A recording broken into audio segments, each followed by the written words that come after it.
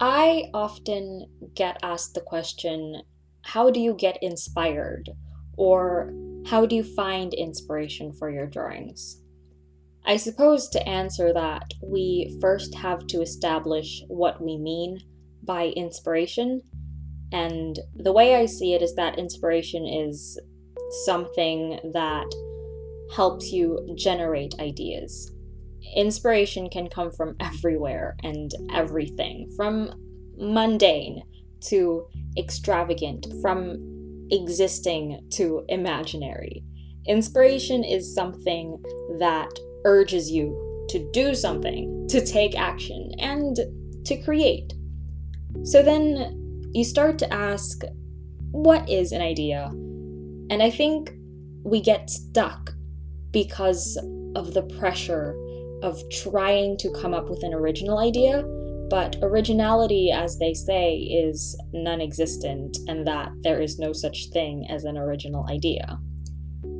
Ideas come from fragments of our experiences, our interactions with people, the activities that we engage in, and the knowledge that we consume. And whether we know it or not, we take bits and pieces from existing ideas and combine them together to create something new that's not necessarily original, but it's new because it's us. It's putting our own twist, our own flavor, our interpretation, and it becomes authentic and personal because it's you. So, there are different ways that I like to do to find inspiration, and I suppose this is my own list. Get rid of distractions. Anything that's stopping me from being productive, I set aside.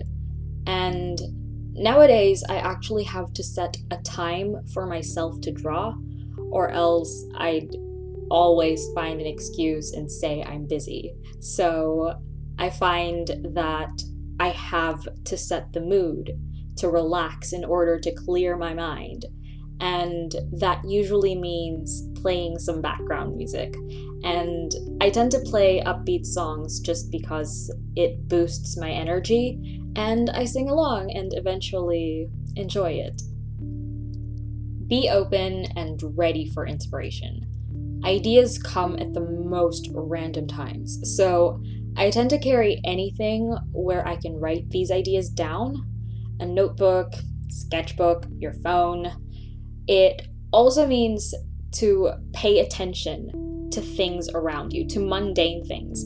It also means to be curious and to try and see things from a different perspective, because new knowledge or new discoveries can bring new ideas. Look at art made by others. Like, go to museums or art exhibitions, read books by artists or of artists, because this can influence your style, your process, or the way you work, your techniques, and also maybe your artistic choices. But of course, you have to keep in mind not to compare yourself to these artists, because then you can start to doubt yourself, and that hinders your development. Surround yourself with things you love.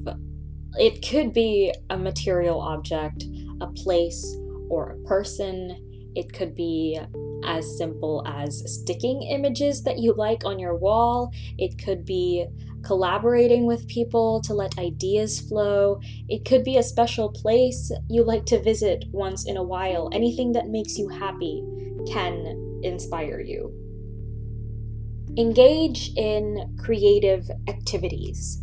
It can be as simple as reading a book, or watching a movie, or going for a walk, or singing. You don't have to be drawing all the time, but doing things that sparks your imagination or makes you come to life, these are things that keeps creativity flowing, which helps develop ideas. Try new things. Like I said, New knowledge brings new ideas. That goes the same for new experiences. It opens your eyes to all the things the world has to offer. So experiment with new materials, a new style, or a new technique.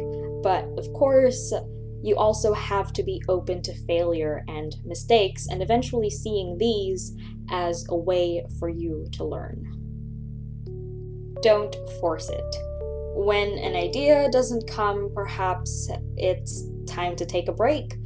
Get yourself away from the desk and from the sketchbook and do something else. You could be physically or mentally exhausted. Therefore, dedicate that time to take care of yourself because we function best in our best condition.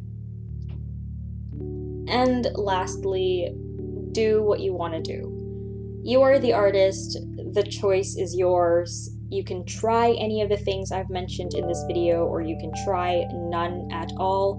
Eventually, it comes down to each and every one of us because we're all individuals, and at the end of the day, it's about figuring out for yourself what distracts you, what you love, what you're obsessed with, what method works for you, and all I can really say is it takes time to fully know all those things. It takes time to know what works for you and what doesn't. So we just have to be patient and determined, I suppose. Which leads me to say that I know these are not the only ways to find inspiration. So feel free to comment down below and share how you find inspiration so maybe we can all help each other. And that is it. Thank you for watching and best of luck.